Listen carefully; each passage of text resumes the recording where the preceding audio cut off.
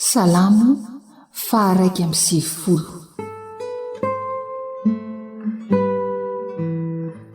Ny fahatokin'ny olo-marina an'Andriamanitra na dia manakaiky azy aza ny manjo ny sasany.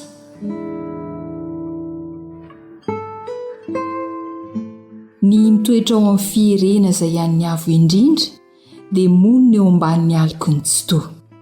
Izaho ilazan'i Jehovah hoe fialofako sy batery fiarovana ho ahy izy, ary Andriamanitro izay itokiako, fa izy no anafaka anao amin'ny fandriky ny mpiaza sy ny areti-mandoza.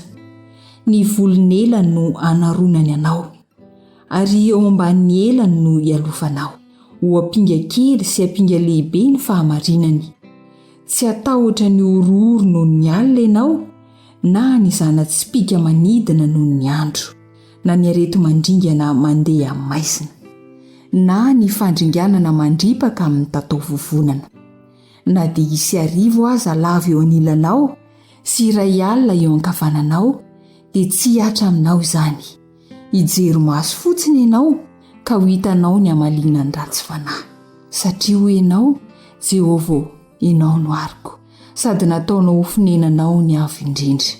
Dia tsy hisy loza anjoanao, na arety na anakaiky ny lainao, fa izy andidi ny anjeliny aminao mba hiaro anao eny amin'izay rehetra lehanao.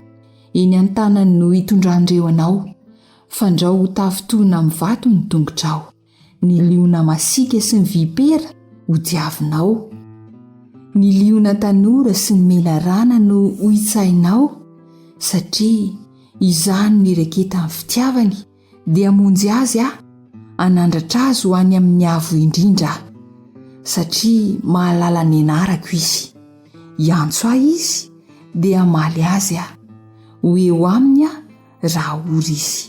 Hamonjy sy hanome voninahitra azy hovokisako fa ela velona izy, ary asehoko azy ny famonjeko.